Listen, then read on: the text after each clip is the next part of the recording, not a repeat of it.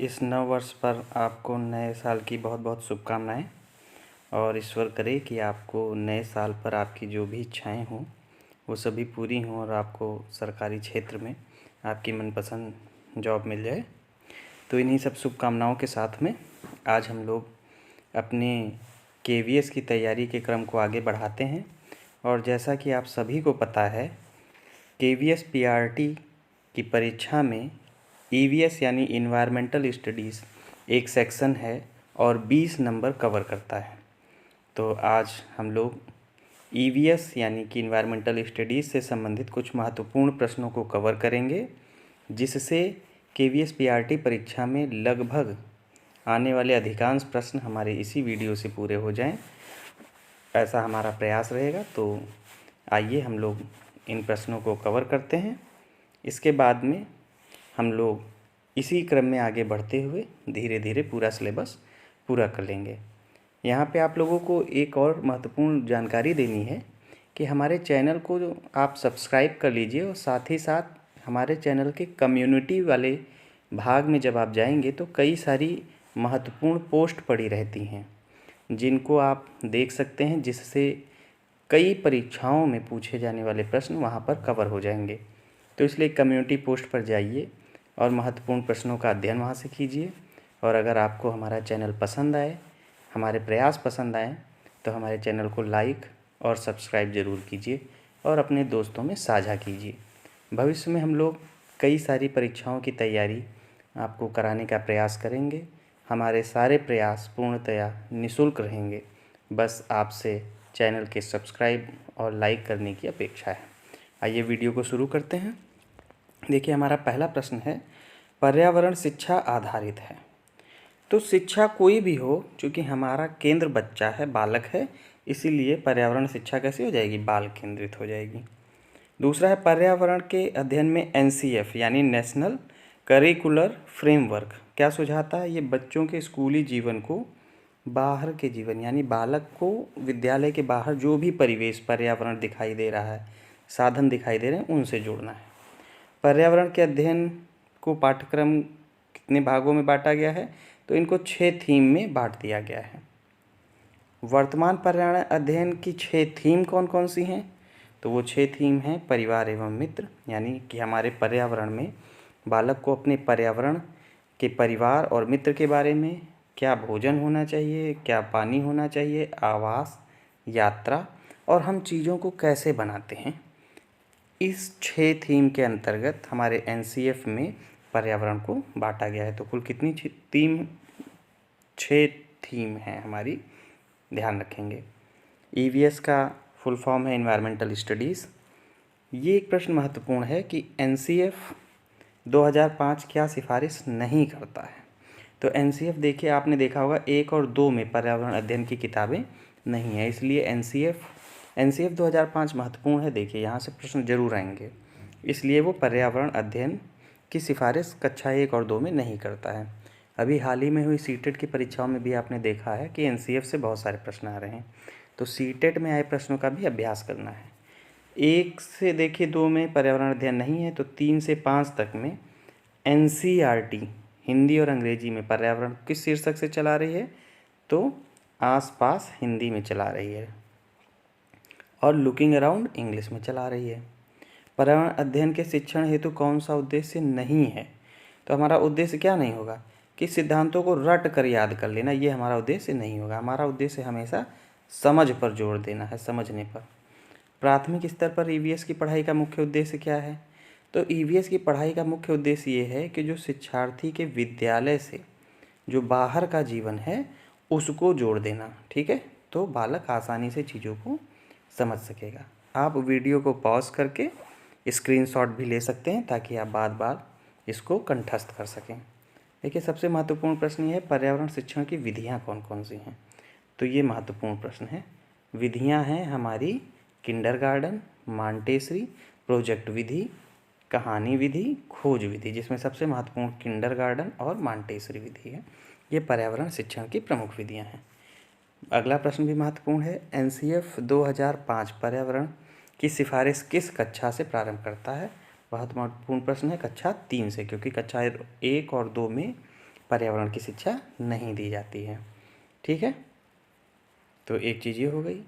अब ये प्रश्न बहुत ही महत्वपूर्ण है, ये सेक्शन बहुत ही इम्पॉर्टेंट है, इसको ध्यान रखना है एक एक प्रश्न को। मॉन्टेसरी विधि के जनक कौन है? मरिया मॉन्टेसरी। किंडरगार्टन के जनक कौन है? फ्रॉबेल हैं। प्रोजेक्ट विधि बहुत महत्वपूर्ण है, इसके जनक किलपैट्रिक हैं। अन्वेषण एवं खोज विधि यानी रिसर्च एंड डेवलपमेंट के जो हैं वो हैं आर्मस्ट्रॉन्ग। ठीक है, इसका स्क्रीनशॉट आप ले लीजिएगा। फिर अधिगम से संबंधित कुछ प्रमुख सिद्धांत है, जैसे संबंधवाद थॉर्नडाइक का है। क्रिया एवं प्रसूत स्किनर का है, बहुत ही महत्वपूर्ण है। प्रबलन का सिद्धांत हल का है। अंतर्दृष्टि अधिगम सिद्धांत व्लादिमीर कोहलर और कोफका का है, बहुत महत्वपूर्ण है। क्लासिक अनुबंध पैवलॉव का है। और सामाजिक अधिगम अल्बर्ट बंड्यूरा का है। ये सारे इम्पॉर्टेंट हैं, एक एक को आपको नोट कर लेना है अपना। अब कौन कौन से आयोग बनाए गए हैं, ये प्रश्न भी बहुत ही महत्वपूर्ण है। देखिए, यशपाल समिति बहुत महत्वपूर्ण है, ये शिक्षा बिना बोझ के यानी बस्ते के भार को कम करने के लिए है। सबका समय याद कर लेंगे, 1992 से 93 में बना था। डॉक्टर राधाकृष्णन आयोग, ये विश्वविद्यालय आयोग के नाम से भी जाना जाता है, कई बार आपसे पूछा जाएगा। कोठारी आयोग 1964 में आया था, सामाजिक उत्तरदायित्व व नैतिक शिक्षा मोरल एजुकेशन से जुड़ा हुआ है। जस्टिस JS वर्मा समिति, ये शिक्षकों की दक्षता और समय सीमा के हिसाब से जुड़ी हुई है। चार्ल्स वुड समिति, इसको भारतीय शिक्षा का मैग्ना कार्टा कहा जाता है, 1854 में आया था, बहुत ही महत्वपूर्ण है चार्ल्स वुड समिति। यह आपसे प्रश्न पूछा जाएगा, भारतीय शिक्षा का मैग्ना कार्टा किसे कहा जाता है। फिर हंटर आयोग बहुत ही महत्वपूर्ण है, 1882 में। महिला शिक्षा का विकास, आपसे प्रश्न ये पूछा जा सकता है इनमें से कौन सा आयोग महिला शिक्षा के विकास से जुड़ा हुआ है, तो आपका जवाब होगा हंटर आयोग। फिर सार्जेंट समिति 1989 में, ये 6 से 11 वर्ष के निःशुल्क एवं अनिवार्य शिक्षा के लिए, इसलिए बहुत ही महत्वपूर्ण है, सर जॉन सार्जेंट की अध्यक्षता में ये गठित की गई थी। अब जैसे भारतीय शिक्षा आयोग है, विलियम हंटर इसके अध्यक्ष थे 1882 में, सार्जेंट के सार्जेंट अध्यक्ष होंगे। माध्यमिक शिक्षा आयोग बहुत ही महत्वपूर्ण है, ये मुदालियर आयोग के नाम से भी जाना जाता है, क्योंकि मुदालियर इसके अध्यक्ष थे, 1952-53 में थी। फिर कुछ महत्वपूर्ण जो मिशन चलाए गए हैं ऑपरेशन मोड पे, जैसे ऑपरेशन ब्लैक बोर्ड बहुत ही महत्वपूर्ण है, 1987 से 1988 में। राष्ट्रीय साक्षरता मिशन 1988 में। सर्व शिक्षा अभियान 2000 से 2001 के बीच में। नई शिक्षा नीति, ये राष्ट्रीय नई शिक्षा नीति 2017 की पुरानी वाली है, नई शिक्षा नीति 2020 में आई थी। महिला शिक्षा पर राष्ट्रीय समिति, ये देशमुख समिति थी। फिर पर्यावरण अध्ययन के संदर्भ में बोझ के बिना सिखाना, मतलब क्या है कि अवबोध का भार कम करने की ज़रूरत है। ठीक है, आदमी या बच्चा जो है वो समझ के चीज़ों को कंठस्थ कर ले।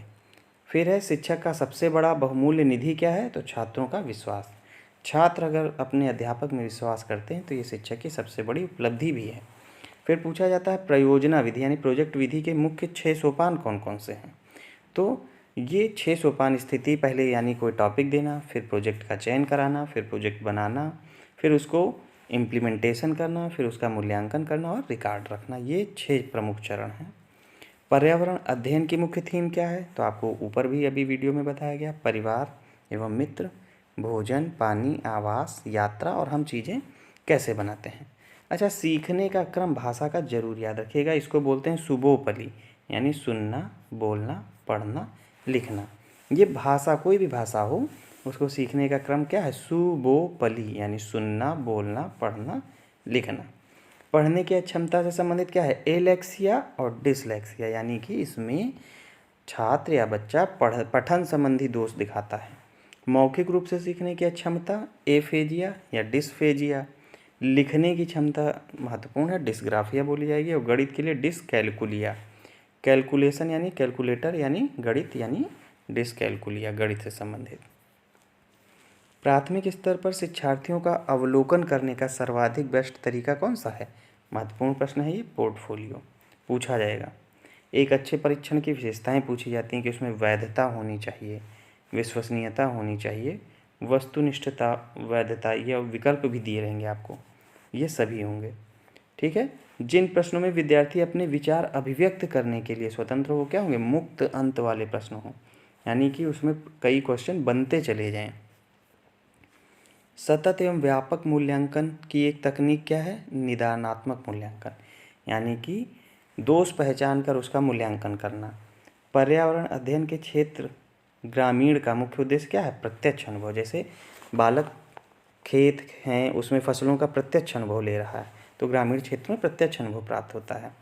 प्राथमिक स्तर पर पर्यावरण अध्ययन के लिए कौन सी विधि, तो ये महत्वपूर्ण प्रश्न है, कहानी विधि, क्योंकि बच्चे कहानी में बहुत ही ज़्यादा रुचि लेते हैं, इसलिए कहानी विधि से ही वो सबसे ज़्यादा सीखेंगे। फिर कक्षा 1 और 2 के लिए पर्यावरण अध्ययन विश्व के संदर्भ में सच है, तो क्या पर्यावरण अध्ययन से मुद्दों और भाषा और गणित के माध्यम से चीज़ों को समझना। पर्यावरण अध्ययन के लिए हमने अभी आपको बताया कहानी विधि। पर्यावरण अध्ययन की प्रकृति कैसी है, एकीकृत, यानी बच्चा एक साथ कई चीज़ों को सीख सकता है। जैसे अगर वो कई सारे तोतों को देख रहा है तो तोते की गिनती सीख सकता है, तोते से अपने परिवेश के बारे में जान सकता है, तोते से हरा रंग लाल रंग सीख सकता है, तो एकीकृत प्रकृति है। ईवीएस की कक्षा में गतिविधियाँ हम क्या करा सकते हैं, तो चित्र खिंचवा सकते हैं, फील्ड भ्रमण पर ले जा सकते हैं, श्यामपट्ट का उपयोग कर सकते हैं। ठीक है। ब्लूम के अनुसार, महत्वपूर्ण प्रश्न है, ब्लूम के अनुसार शिक्षण के उद्देश्य क्या है, ज्ञानात्मक, भावात्मक, क्रियात्मक। शिक्षा का अभिप्राय क्या है, पढ़ना। शिक्षण कैसा होता है, सुनियोजित होता है। और प्रमुख शिक्षण सूत्र कौन कौन से हैं, सरल से जटिल की ओर, ये शिक्षण सूत्र हैं। सरल से जटिल की ओर, ज्ञात से अज्ञात की ओर, स्थूल से सूक्ष्म की ओर, इस तरीके से ये कई सारे दिए हैं जिनको आपको कंठस्थ रखना है। आपने अपने बीटीसी बीएड के कोर्स में भी इनको पढ़ा होगा, आप इनका स्क्रीनशॉट ले सकते हैं। अच्छा, शिक्षण के साधन कौन कौन से हो सकते हैं, तो मुख्य रूप से 3 हैं। एक तो ऑडियो यानी जो सुनने वाले हों, जैसे रेडियो, ग्रामोफोन, लिंग्वाफोन। विजुअल यानी जिनको हम देख सकें, तो इसमें प्रोजेक्टर वगैरह आते हैं। और ऑडियो विजुअल जैसे टीवी है जिसमें हम देख भी सकते हैं और सुन भी सकते हैं, कंप्यूटर हैं, तो ये सब चीज़ें हमको ध्यान रखनी हैं। शिक्षण की गति आधारित होनी चाहिए, ये पहली बात तो संप्रेषण पर, और जो संप्रेषण यानी बातचीत, ये मौखिक भी हो सकती है, लिखित भी हो सकती है, शाब्दिक भी हो सकती है। और शिक्षण की कई नवीन विधियाँ चली हैं जिससे शिक्षण रोचक हो जाता है। जैसे सबसे महत्वपूर्ण है बाल केंद्रित शिक्षण, यानी बालक की आवश्यकता के अनुसार शिक्षण, क्रिया विधि अनुसार शिक्षण, रुचिपूर्ण शिक्षण, जैसे कहानी सुनाओ जिसमें बच्चा भी ध्यान से सुने, सहगामी शिक्षण जिसमें बालक भी आपके साथ साथ प्रश्न पूछे, जिज्ञासा प्रकट करे, उपचारात्मक शिक्षण, यानी बालक को अगर पाठ के अंत में कोई चीज़ नहीं समझ में आ रही है तो उसको जानना और उसकी जिज्ञासाओं को दूर करना। बहुकक्षा शिक्षण, जैसा कि हम लोग प्राथमिक पाठशालाओं में करते हैं कि कक्षा 1, 2, 3, 4 के बच्चों को एक साथ बैठाल के पढ़ा रहे हैं, तो वो बहुकक्षा शिक्षण है। टोली शिक्षण में हम लोग छोटी छोटी टीम बना देते हैं क्लास की। अच्छा, परीक्षा की दृष्टि से कुछ महत्वपूर्ण प्रश्न और कौन कौन से हैं कि एमडीएम की शुरुआत कब हुई थी, 15 अगस्त को। एनसीईआरटी की स्थापना कब हुई थी, 1961 में। ठीक है। एमसीओ परीक्षा की सिफारिश यानी एमसीक्यूज जो होती हैं, इसकी सिफारिश किसने की थी, बहुत महत्वपूर्ण है, मुदालियर आयोग ने। एमसीक्यू क्वेश्चन पैटर्न पर ही हमारे आजकल अधिकांश पेपर हो रहे हैं। यूजीसी की स्थापना 1956 में। इन्वायरमेंटल एसेंशियल के उद्देश्य क्या है, पर्यावरण और पर्यावरणीय चुनौती के बारे में संवेदनशीलता लाना, इसके बारे में जागरूकता लाना, और पर्यावरण के बारे में बच्चों को संवेदनशील बनाना, इसी से संबंधित कुछ ही बिंदु थे। अब अगर हम लोग अधिगम से सिद्धांत देखें कौन कौन से हैं, तो बहुत महत्वपूर्ण थार्नडाइक का है, अधिगम का संबंधवाद या व्यवहारवाद। क्रिया प्रसूत, स्किनर का। ठीक। शास्त्रीय अनुबंध, पावलोव का। गेस्टाल्टवाद, कोफ्का, कोहलर, वर्दीमर का। और पुनर्बलन, हल का। थार्नडाइक का SR बॉन्ड के नाम से भी पूछा जा सकता है, या ट्रायल और एरर के नाम से भी पूछा जाता है। किस पर प्रयोग किया, ये जरूर याद रखें, बिल्ली, चूहा और मुर्गी पर। और थार्नडाइक बहुत ही महत्वपूर्ण है, थार्नडाइक से संबंधित नियम भी पूछे जाते हैं, तो अभ्यास का नियम, प्रभाव का नियम और तत्परता का नियम, इसको हम याद रखते थे ताप से, यानी कि तत्परता का नियम, अभ्यास का नियम और प्रभाव का नियम, ये ताप जो है थांडाइक का है, ठीक है। और 5 इनके गौड़ नियम थे, मतलब प्रमुख से अतिरिक्त, वो उतने महत्वपूर्ण नहीं है, तो आप इनको एक बार देख सकते हैं। पावलोव ने किस पर प्रयोग किया जाता है, ये प्रश्न पूछा जाता है, कुत्ते पर, उनके सिद्धांत का नाम, ठीक है। स्किनर भी बहुत महत्वपूर्ण है। स्किनर ने चूहे और कबूतर पर प्रयोग किया था। किस पर प्रयोग किया था ये जरूर याद रखिएगा, पुनर्बलन के सिद्धांत से भी पूछ सकते हैं, ठीक है। इसी तरीके से जीन पियाजे बहुत ही महत्वपूर्ण है। जीन पियाजे का नैतिक विकास से, अगर आपको नैतिक विकास करके प्रश्न पूछा जाए तो इसका मतलब जीन पियाजे ही होगा, और नैतिक विकास की अवस्थाएं भी महत्वपूर्ण हैं, ठीक है। तो इन प्रश्नों को आपको बहुत ही ध्यान से और एक एक प्रश्न को कंठस्थ कर लेना है। कोहलर और कोहलबर्ग भी पूछे जाते हैं, ठीक है। तो अगर लॉरेंस कोहलबर्ग का नैतिक विकास पूछा जाए तो नैतिक विकास में जीन पियाजे भी हैं और कोहलबर्ग भी हैं, ठीक है। रोजर्स का अधिगम का सिद्धांत है, रोजर्स से भी कभी कभी प्रश्न पूछ लिए जाते हैं। सीखने के वक्र 3 तरीके के होते हैं, उन्नतोदर, नतोदर और मिश्रित वक्र। तो सीखने के वक्र भी कभी कभी पूछ लिए जाते हैं। अच्छा, शिक्षा में पुरस्कार का महत्व देखिए बहुत ही है, क्योंकि पुरस्कार से छात्र प्रेरित होते हैं और सीखने के लिए अपनी रुचि बढ़ाते हैं। सतत एवं व्यापक मूल्यांकन नीति 2009 में, ये प्रश्न महत्वपूर्ण हो गया, ठीक है। सतत एवं व्यापक मूल्यांकन का मतलब है कि एक निश्चित समय अंतराल पर लगातार परीक्षा लेकर के छात्र में जो भी समस्याएं आ रही उनका उपचारात्मक, निदानात्मक शिक्षण करके छात्र की शिक्षण उपलब्धि को बढ़ाया जा सके, ठीक है। ये कुछ प्रश्न हैं। पर्यावरण में 5 ई आपसे पूछा जा सकता है, ठीक है।